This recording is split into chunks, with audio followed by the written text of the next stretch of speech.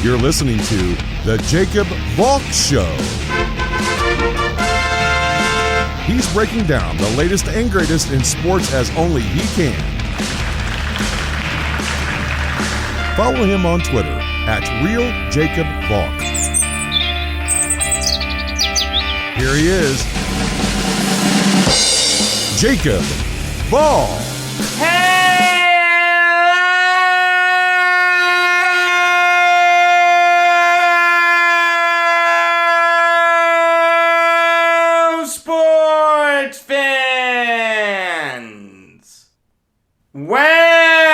Welcome to another edition of the Jacob Valk Show. I am the Jacob Valk, and you're not. I've got to start by breaking down the 4 LDSs.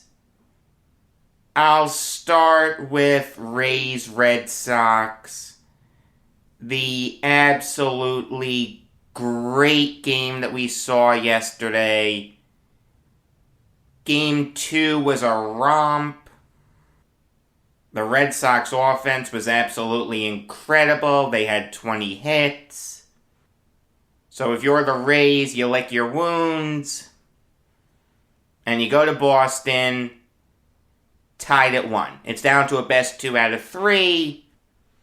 The all-important Game 3. Drew Rasmussen gets the start, only goes 2 innings, gives up 6 hits. It's another bullpen game for the Rays. Now, if any team can survive a bullpen game, you'd think it would be the Rays, right? I mean, they're the team that invented that. Well, one thing you gotta realize, the 2 true bullpen games that they've pitched this postseason, they've lost. They lost Game 2, and they lost Game 3. Game 1, Shane McClanahan went 5 innings. I don't consider using your bullpen over 4 innings a bullpen game. McClanahan got the win. In a bullpen game, the starting pitcher isn't in position to get the win. So Game 1 isn't a bullpen game. The Rays bullpen kept the Red Sox at bay. The Red Sox were up 4-2 entering the top of the 8th. Hansel Robles comes in. And what did I tell you about the leaky Red Sox pen? I told you, that's how you can take advantage of Boston. It's what I wanted the Yankees to do. It's what the Rays needed to do. And they did. Give them credit. Wander Franco hits a solo home run to lead off the inning. Makes it 4-3 Red Sox. Austin Meadows hits a double. Moves over to third. On a Nelson Cruz groundout. Manuel Margot pinch runs for Meadows. Yandy Diaz struck out, but then Randy Arozarena, someone who's shaping up to be one of the greatest postseason performers of this generation, hits an RBI double. So Robles blew the game. We're tied at 4. We're going into extra innings. The first extra inning game of this postseason. Realize, no Manfred man. So you saw a scoreless 10th, a scoreless 11th, and a scoreless 12th. By the time the 13th inning hits, Nick Pivetta has already pitched 3 innings. He was supposed to start tonight's game. But Alex Cora really wanted to win yesterday, and you can't blame him for that. So he went with his Game 4 starter last night. Pivetta was absolutely incredible. He pitched 4 innings of scoreless baseball. He struck out 7. In the 13th inning, he got into a little bit of trouble. He allowed Yandy Diaz to hit a 1-out single.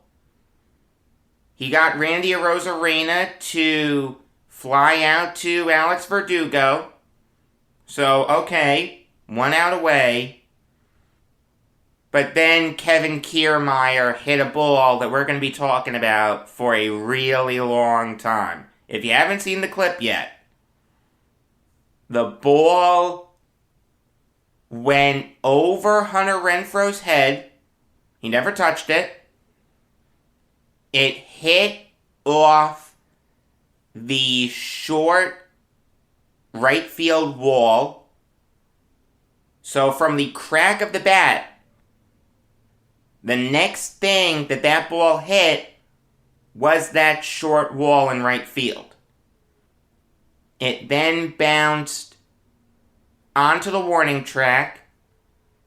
It bounced up, hit Renfroe, and it bounced out of play. What's the ruling here?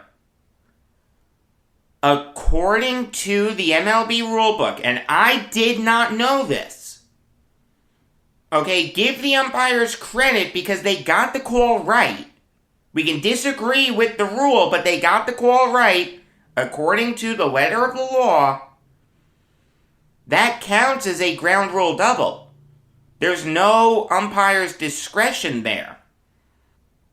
Look, there's no question that Yandy Diaz would have scored had Renfroe fielded that ball cleanly. If Renfroe had fielded that ball cleanly and it doesn't bounce off him and goes out of play, Diaz scores, Kiermaier is either at second or third. The Rays have the lead. There's no question about that. But the rule is, and I quote, any bounding fair ball is deflected by the fielder into the stands or over or under a fence on fair or foul territory, in which case the batter and all runners shall be entitled to advance 2 bases. Sam Holbrook said after the game, there's no discretion that the umpires have. It's a ground rule double. I mean, it's a terrible break for the Rays. There's no question. That's just one of the things about playing at Fenway Park. Like, it's kind of funny if you stop and think about it. Really, the only ballpark where that would be an issue of a ball hitting the wall, hitting the ground, hitting the fielder, and then bouncing out of play is Fenway Park because the right field wall is so short. Tropicana Field, that's not an issue. Yankee Stadium, that's not an issue. Citi Field, that's not an issue. I can't think of another ballpark that that's an issue in. So it's kind of funny if you think about it this way. The Red Sox got saved by their own ballpark, just like the Rays have been saved by their own ballpark. How many times have we seen high pop-ups get lost in Tropicana Field? Whether it lands on one of the catwalks, whether a fielder just loses it, whether a ball hits one of the rings and it's a home run or a double, it's in play. Tropicana Field has some weird rules. Well, now the Rays got a little bit of a taste of their own medicine. You want to tell me that this opens the door to outfielders now intentionally deflecting balls out of play? No, it doesn't. Are you insane? That's literally never happened in baseball history. This rule has been in place for a long time. You're telling me that now, all of a sudden, we're going to see it? Come on. I mean, I don't know if there's some proviso in the rules that mandates what happens if a fielder intentionally throws the ball into the stands. I remember a play. Milton Bradley was the Cubs' right fielder. He thought there were 3 outs. He threw the ball into the stands. I don't remember what happened after that, but that's like the only thing I can think of. A fielder just not knowing how many outs there are. You really think we're going to see players now intentionally throw balls out of play or hit balls out of play as outfielders? Come on. That's absurd. Also, here's what's important to note. Let's say Diaz scores and Kiermaier's at third. Okay, I'll run with you on that. It's 5-4 Red Sox. Pivetta then struck out Mike Zunino. So in fantasy land, it's 5-4 Rays. In real life, it's 4-4. Like, give Pivetta a ton of credit. He saved that game for the Red Sox. The MVP of that game isn't Christian Vasquez. It's not Kike Hernandez. It's not Kyle Schwarber. It's not Nate Eovaldi. It's Nick Pivetta. After failing to shut the door in Game 1, to have that outing, 4 innings of shutout baseball, keeping the game tied at 4, that's insane. Job well done by Pivetta. Luis Patino was on the mound for the Rays in the bottom of the 13th. It was his second inning of work. He got JD Martinez to fly out to Kiermaier in center field. Then Hunter Renfroe drew a walk, and Christian Vasquez hit a home run. So 6-4 Red Sox. He's the hero. We saw at least one iconic moment. The Kiermaier ground rule double. That's an iconic moment. We're going to be talking about that for a while. And maybe, just maybe, we'll get a rule change off it. You want to tell me that should be umpire's discretion? If a ball unintentionally deflects off a fielder and goes out of play, the runners will be placed wherever the umpires see fit. I don't hate it. There's no question that that ground rule double left a bad taste in a lot of people's mouths. But according to the letter of the law, it was the right call. And the Vasquez home run, depending on what happens with the Red Sox, we're going to be talking about that for a while. If the Red Sox go on to win this series, we're going to be talking about that in the same breath as the Carlton Fisk home run. Moving on now to Astros White Sox. It looked like Yankees fans would be in basically hell on earth in the early portion of Game 3. The Astros were up 5-1 entering the bottom of the third. They had a 2-0 series lead at this point. And you're thinking to yourself, okay, here it goes. This is another Astros win.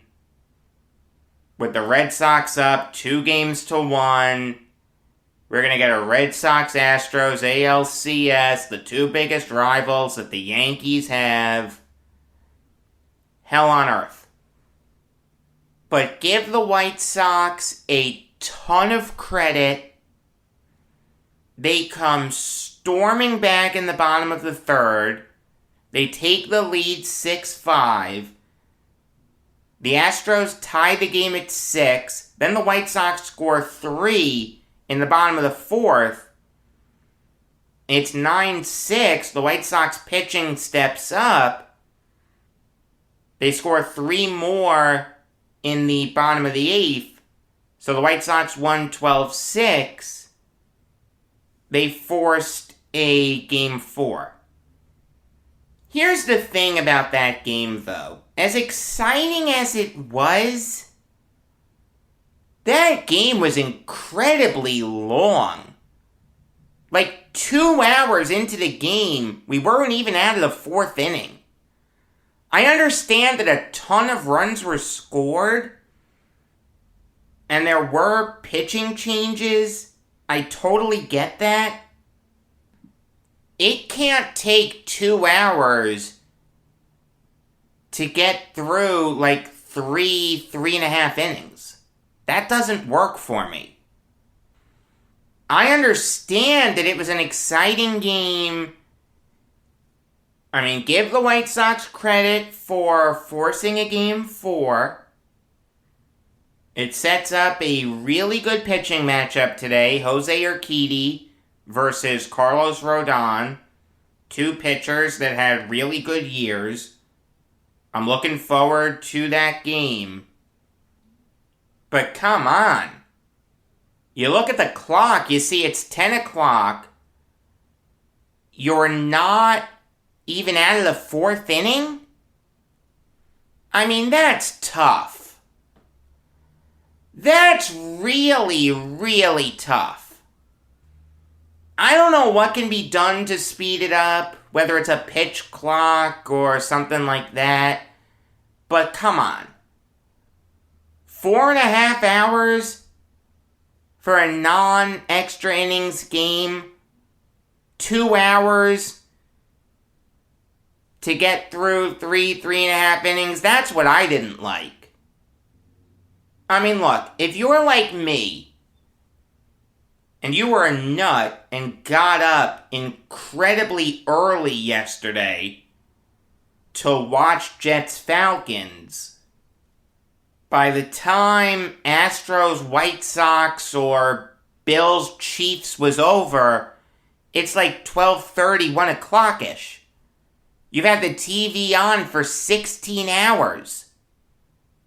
You've been up for 2/3 of a day doing nothing except watching sports.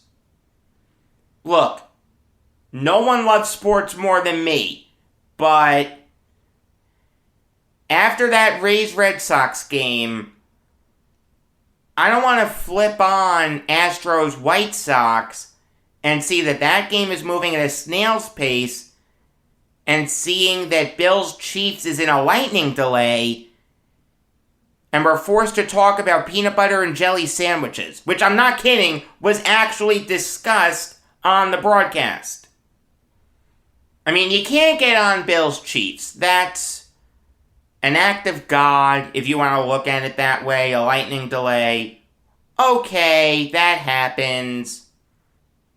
Arrowhead Stadium is outdoors, so you need to keep everyone safe. I totally get that. I don't begrudge the NFL, the Chiefs, the Bills, NBC, anyone for that game running long. But Astros White Sox, 4.5 hours to play a 9-inning game. I don't care how many runs there are. I don't care how many pitching changes there are. That's tough. That's just really, really tough to get behind. And I'll say this while I'm on the subject of Bills-Chiefs. The Chiefs are in trouble. I don't want to say they're not a good team, because they are. They have Patrick Mahomes. They have one of, if not the best offense in the NFL, but that defense is atrocious. Holy mackerel. If you want to win another Super Bowl, or even get back there for the third straight year, you've got to make some serious changes, and that involves firing Steve Spagnuolo. I understand it's tough to fire the guy that took you to back-to-back Super Bowls. And obviously you won one of them, but there's no excuse for this Kansas City Chiefs team to be last in the AFC West. They're 2-3. You have the best player in the NFL, and you're under 500. I feel like if you're the Chiefs, you've got to change things up sooner rather than later. You don't want things to get too out of hand. You've got some interesting options for interim defensive coordinator. I'll say that. If you want someone with defensive coordinator experience, your outside linebackers coach, Ken Flajole, was a defensive coordinator for the Rams. He was actually Spags' defensive coordinator when Spags was Rams head coach.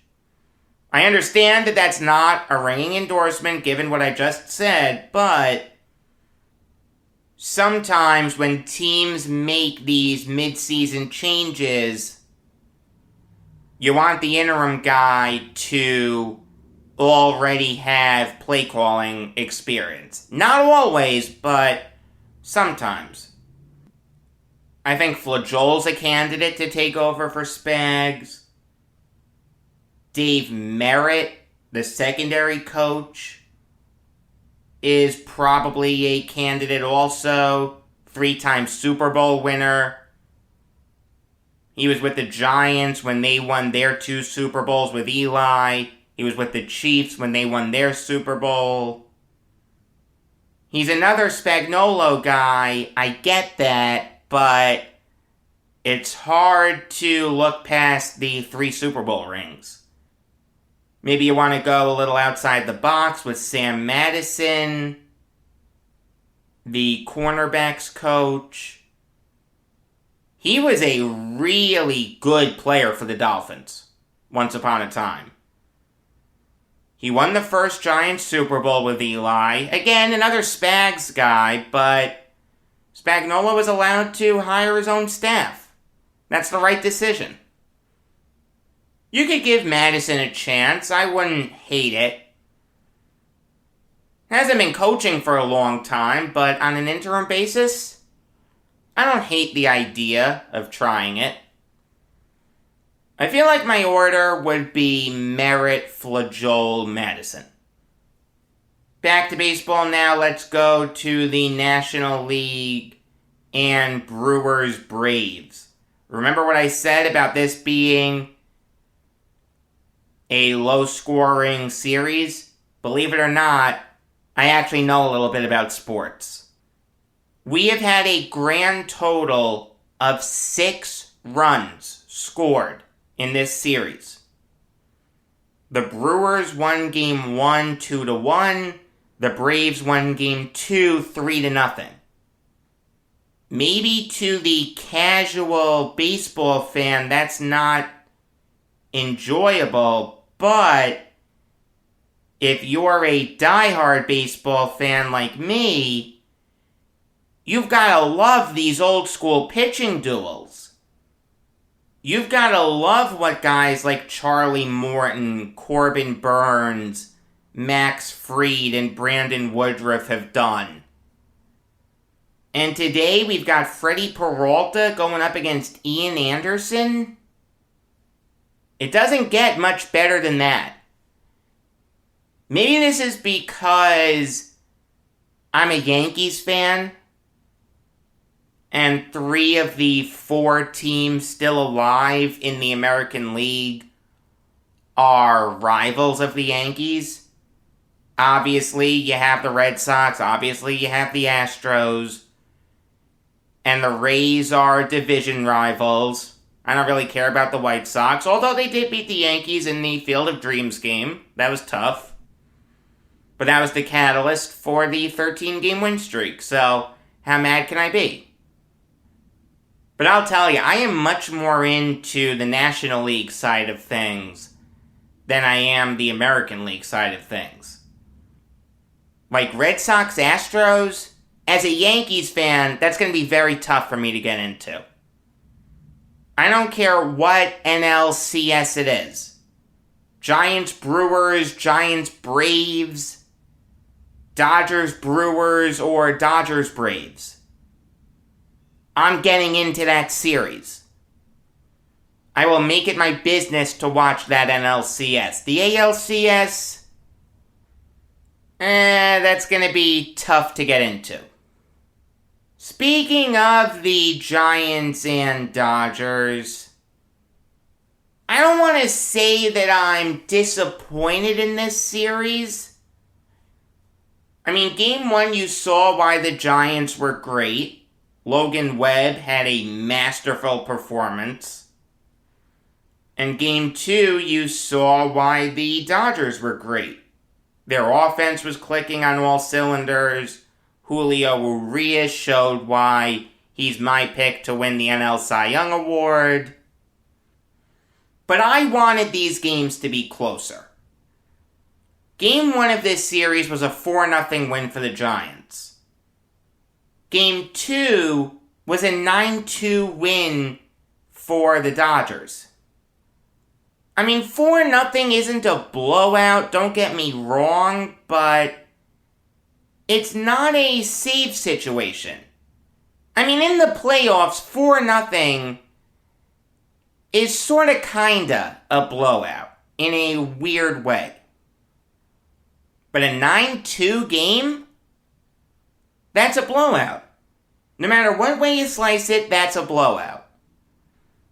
I mean, this is the World Series. Make no mistake about it. Whoever wins this series, I think, is going to win the World Series. So I was expecting really close games. I was expecting like an epic series. This hasn't been an epic series. The other National League series, Brewers-Braves, has been more epic than this one. It's a little disappointing. Look, I'm still going to get into it. I'm still going to watch it tonight. I mean, this is must-see TV if you're a baseball fan. Again, this is the World Series. But I did want these games to be a little better. And I'd love to know if there are people that are going from San Francisco to LA. Like, that's one thing I always think about with playoff series. Will the fans travel? Usually the answer is no, but Giants-Dodgers, since they're in the same state, I thought maybe, just maybe, there's a chance the fans will travel. I live in New York. I'm not very familiar with California geography, so I looked it up. It's like a 6-hour drive from San Francisco to LA, so I don't begrudge fans for not traveling. Alright, now I'll give you some NFL Valk talk. It was an absolutely crazy week this week. My team stopped playing at like 12:30, so by 1 o'clock, I'm free to watch whatever I want. When my team isn't playing in the 1 o'clock hour, I turn on Red Zone. I'm a Red Zone guy. I love Red Zone. I think Scott Hansen does a great job. Absolutely love it. The one issue that I have, and this isn't a Red Zone issue per se, It's just an issue based on the format of Red Zone. It's very hard to get into a game. Like Broncos-Steelers, hypothetically. Maybe you're watching that, they cut away to something from Eagles-Panthers, then they go to Patriots-Texans, and then it's Broncos-Steelers again. It's like, well, wait a minute, what just happened? It's like I missed something. I understand if you're that interested in the game, just watch it, but not everyone has that flexibility. I mean, I love Red Zone. I'm going to keep watching it. I don't want this to come off as, like, a major criticism, because it's really not.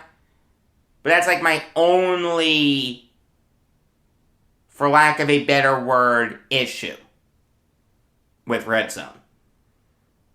Again, though, absolutely love it. Shout out to Scott Hansen. They have this term called the witching hour, where wins become losses and losses become wins. Never has that term held truer than yesterday. Packers-Bengals was absolutely insane. Lions-Vikings was insane. Broncos-Steelers got close towards the end. Eagles-Panthers was insane. Patriots-Texans was insane. What's that line from Ghostbusters? Human sacrifice, cats and dogs living together, mass hysteria? That's what it felt like watching Red Zone yesterday. That's what you love about Red Zone. You get every big moment from every game. Yes, you don't get into a singular game, but you get every single big moment from every single game. That's why I love it. But the games that really caught my eye from a 10,000-foot view, as opposed to just the last quarter or so, were Niners-Cardinals and Giants-Cowboys. I'll start with Niners-Cardinals. The first start of Trey Lance's career. Eli Mitchell was back. You had the sense that Brandon Ayook would be used more in the passing game. It was actually a pretty exciting game if you're a Niners fan. Then the game got going, and it turned into more of a defensive slugfest. I mean, this Niners defense has been much better than I thought it would be. I thought Robert Saleh leaving would cause that defense to fall off. It really hasn't. They held the Cardinals to just 17 points. The Cardinals were just 30% on third down. Kyler Murray really wasn't great. He put the ball on the ground twice. Chase Edmonds put the ball on the ground once and lost that fumble. Give the Niners defense a ton of credit. I mean, the Niners D-line did an excellent job of winning the battle at the line of scrimmage. Arik Armstead, Nick Bosa, and DJ Jones were really good. Dante Johnson had a good game as the nickel corner. I thought the linebackers were solid, Azeez Al-Shaair and Fred Warner. I mean, that Niners defense was leaps and bounds better than the Cardinals defense. So, okay, you've got the opportunity here, if you're the Niners, to knock off a division rival, go to over 500, end the Cardinals' undefeated season. They are the last undefeated team in the NFL. And the Niners offense just sputtered. I mean, Trey Lance really wasn't that impressive throwing the football. He did a good job of running the football. I mean, he was exciting to watch. Alright, you see the talent there. You see the potential there. He was responsible for over 280 yards, whether it was with his arm or with his legs. Give him credit. But Eli Mitchell should have been force-fed a little bit more. He's really, really good. You want to tell me that the Niners were behind, so they had to air it out? Okay, but realize they were only down by 10 at the half. Through most of the fourth quarter, they only trailed by a field goal. Also, Lance was running the ball late in that game. You want to tell me those were off broken plays? Sure, some of them were. But even then, if the goal is to stop the clock, the quarterback would have more than 29 pass attempts. And I'll say this, for the love of mercy, can we get Brandon Ayook involved more? Here's a guy who had a really, really, really good rookie season. He had 60 catches for 748 yards and 5 touchdowns. I don't want to say he'd be the second coming of Jerry Rice or Terrell Owens, but he looked really, really good last year. This year, for literally no reason, Ayook only has 8 catches for 90 yards and a touchdown. Okay, fine. He's taking a back seat to Deebo Samuel and George Kittle. Totally get that. But Kittle didn't play yesterday. And not for nothing, Kyle Juszczyk and Mohamed Sanu have more catches than Brandon Ayook. This has nothing to do with talent. Brandon Ayook is a very talented player. This is another example of the Shanahan family souring on a player that they have no business souring on. They have done it all throughout their existence. The list runs too long to go through. This is why I don't like Kyle Shanahan. The Shanahan offense is incredibly overrated. Brandon Ayook needs to have more than 2 catches for 32 yards. Come on, he's got to get involved more. But again, from a 10,000-foot view, I thought you saw a lot of upside from Lance. I think you saw what people really like about him. Eli Mitchell in his first game back did have just under 5 yards per carry. Give him credit. But Brandon Ayook needs to be used more. The Shanahan offense is just a joke. Alright, now on to Giants-Cowboys. Let me tell you why this game ticked me off. I'm a Jets fan. I live in New York. Jets fans lament their team. In fact, it's very difficult to find something to be positive about with the Jets, more often than not. I mean, I remember after 2015, the Jets went 10-6. They narrowly missed out on the playoffs, but there were still some Jets fans going nuts. No one was happy about the Jets going 6-2 in their last 8 games in 2019. Even a guy like Zach Wilson has some doubters right now. And that's fair because Jets fans have been tormented for years. Okay? We know bad football when we see it.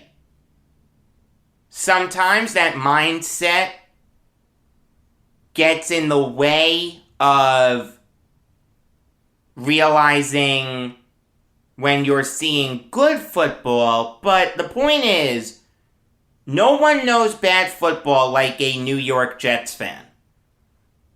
So when I'm watching the Giants yesterday, I'm seeing bad football. I'm seeing Daniel Jones not look good. I'm seeing the defense look inept. I'm seeing a bad football team. A team that needs to be blown to smithereens. So when I see Giants fans praising their team, it ticks me off. Look, no Giants fan at the end of the game was praising their team, but even during the early portion of that game, even before that game, you had people saying, hey, Daniel Jones is turning into a good quarterback. Hey, you watch, the Giants are gonna win this thing. Hey, they're playing well. Even after the injuries, I saw Giants fans saying they were gonna win this game. Giants fans are delusional. Alright, Giants fans are bad fans. They hated Eli towards the end. They did him incredibly dirty. Now they want to gravitate towards him because he's doing great on ESPN. And they come out for Eli Manning Day. Those same people killed Eli at the end of his time with the Giants. Now you've got them making excuses for their freaking football team. Yeah, Giants fans weren't saying that their team was good after the game, but they were giving a reason for it. They were trying to justify it. Hey, Daniel Jones got hurt. You can't begrudge him for that. Hey, Barkley got hurt. You can't begrudge him for that. Hey, Kadarius Toney had a moment of immaturity. He's a rookie, blah, blah, blah. The only guy who you can't get upset at is Saquon Barkley. That's a freak thing. The play is over and Jordan Lewis is trotting across the field and he ends up causing a low ankle sprain for Barkley. I saw some Giants fans saying Lewis did that on purpose. The play was dead. Why didn't he stop? I mean, you see players keep running even after the whistle. You want to tell me Lewis should have been more cognizant of his surroundings? I agree with you there. No question about that. But no, Jordan Lewis didn't do that on purpose. Come on. That's just a freak thing. The Daniel Jones injury, I 100% put on him. That is a terrible job by Jones. Okay? He needs to be smarter than that. You see a defender bearing in on you. If you're the quarterback, you've got to think to yourself, hey, I'm the franchise. I need to protect myself above everything else. This is why all those rules are in place to protect me. This is why I wear a red jersey in practice. Instead, Jones, like an idiot, tries to run through a Cowboys defender. Come on, just try to juke past him. Try to spin by him. You can't run through him. You can't lead with your upper body. What are you doing? You're the franchise. See, the thing is, Daniel Jones is just reckless. He is just a reckless person. You see the way he runs. You see how he doesn't take care of himself. The reality is, This was just a matter of time. If you're Jones, what you should have done there is just run out of bounds. If you don't want to try any crazy jukes or spins, just run out of bounds. If it's not there, it's not there. You can't force it. The last thing you should try to do is truck someone. What is this, Madden? I mean, you saw Jones with these shaky legs afterwards. That's scary. There's no question about that. I don't wish ill on him, but sadly, that's a preventable injury. I mean, Daniel Jones just needs to be smarter than that. It's just that simple. Remember what happened with Joe Burrow? Remember what happened with Dak Prescott? You see how devastating quarterback injuries can be to a team. This was preventable. It's not a good thing. Jones's toughness isn't going to inspire the team. That's the dumbest thing I've ever heard in my life. The guy needs to be smarter.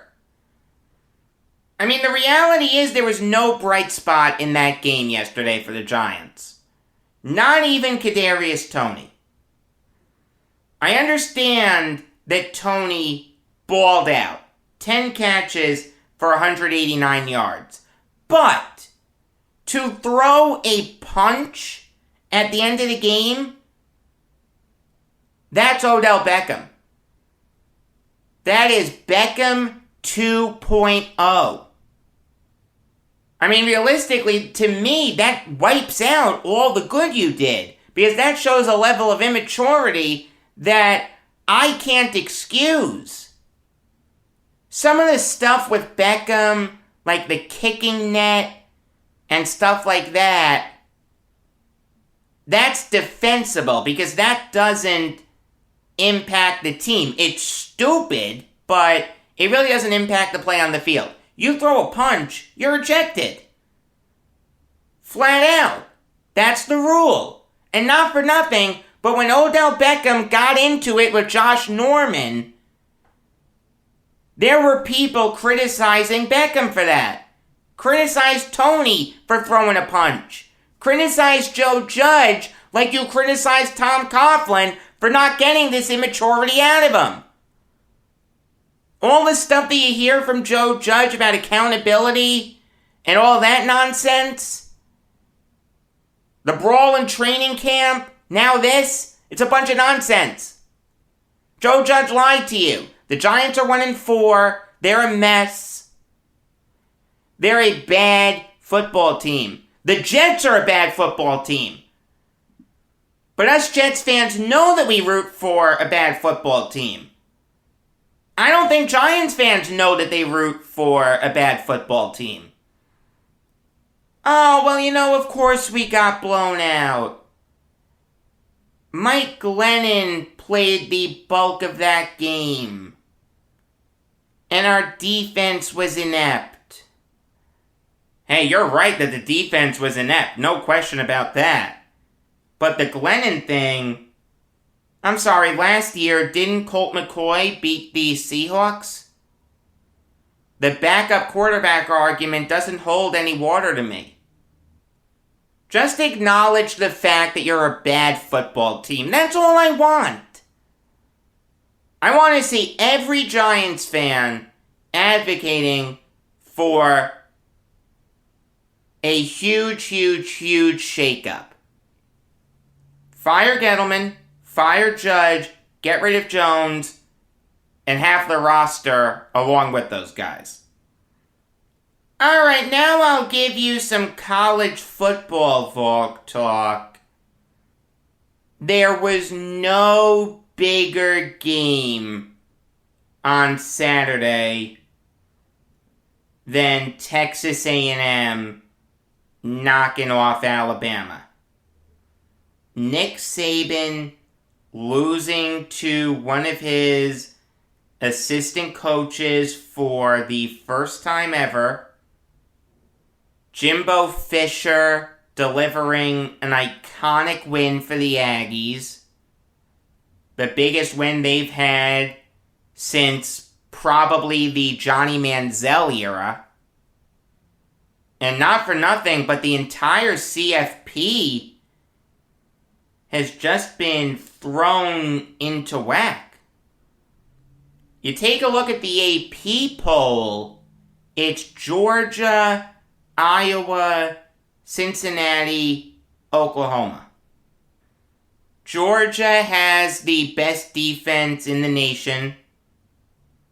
Iowa had a statement win against Penn State. I'll get into that in a minute. The thing is, though, once you get past those two teams, it gets kind of shaky. Would Cincinnati get in? I know they're undefeated, they deserve it, but would the committee put an AAC team in? You know Oklahoma's going to fall off. Spencer Rattler had a really disappointing game. Caleb Williams looked like the second coming of Jason White and was able to salvage that victory in the Red River rivalry. But I'll tell you, I'm not sold on Oklahoma. Can I trust Williams for the final 6 games? Is Spencer Rattler going to start? I mean, this guy was viewed by some as a top quarterback prospect. Now he's fallen off a cliff. There are a lot of questions in Oklahoma right now. I'm not confident in them. I don't know against who, maybe Baylor, but I foresee a loss in their future. In fact, it wouldn't surprise me if they had 2. So that may open the door for a one-loss Bama team. But then you've got teams like OSU, Penn State, Michigan, Oregon, Michigan State, etc., etc. You know that the OSU-Michigan game is going to go a long way towards determining who gets into the CFP. I'll say this right now. Whoever wins that game is going into the CFP. Then again, there's a team like Penn State that can throw a wrinkle into things. If they beat OSU and Michigan, they're playing both of them in the next 4 weeks.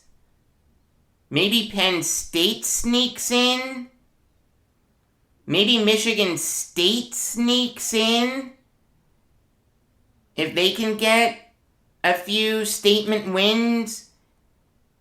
What if this really good Kentucky team knocks off Georgia? It's crazy. The Alabama loss opened up Pandora's box. There's a real chance that Bama doesn't get in now. See, here's the thing. I like quality of the loss. If you lose to a great team, like a top 5 team, or even a little lower, okay, I can look past that. Alabama lost to an unranked Aggies team. An Aggies team that lost to Mississippi State and barely beat Colorado. Texas A&M is not a great team. I don't care that the game was in College Station. The Crimson Tide should have won this game. You want to tell me that it could have been a close win? Okay. Like if Seth Small misses the field goal and Bama wins in overtime, okay. There's no issue. Maybe Georgia flip-flops with Alabama in the poll, but that's about it. Maybe Iowa moves past them, but Bama's still in. Now, according to the AP, they're out.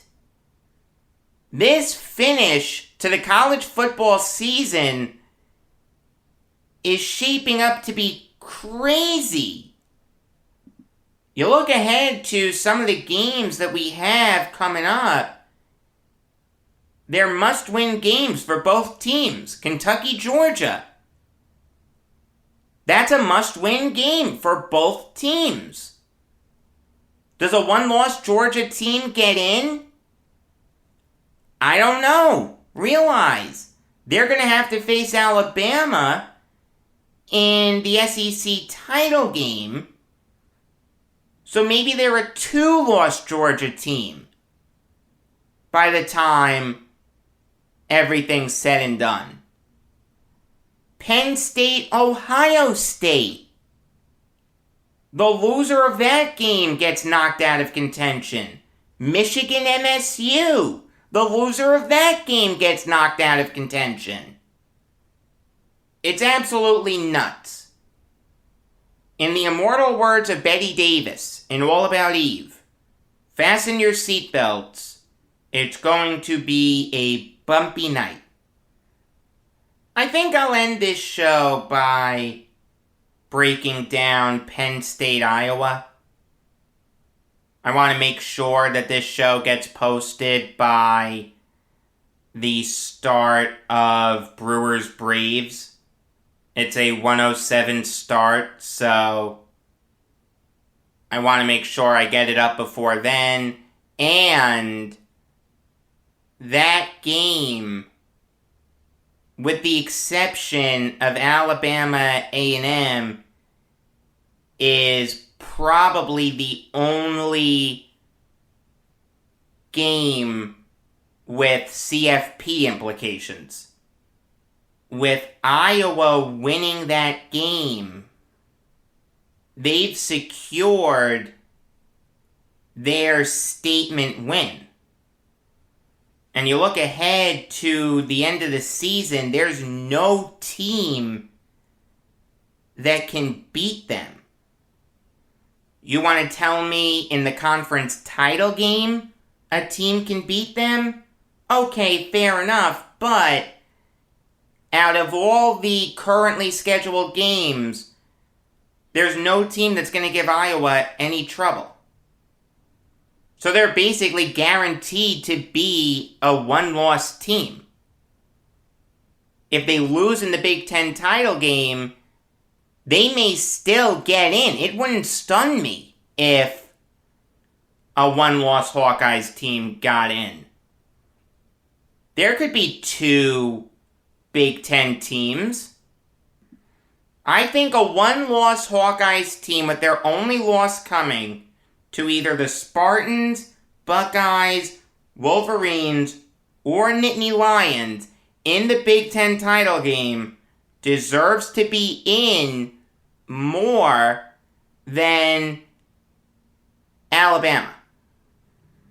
If Alabama knocks off Georgia in the SEC title game, or maybe Kentucky, that's a different story.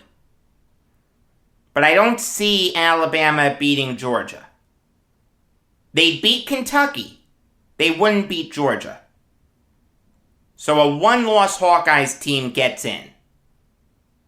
Penn State, though, I just don't see how they get in. You take a look at their remaining 6 games. They have 3 cupcake games between Illinois, Maryland, and Rutgers. Maryland isn't terrible, but Penn State should win that game pretty easily. Penn State is just better. But once you look past those games, it's hell on earth for the Nittany Lions. They have to face the Buckeyes in the Horseshoe.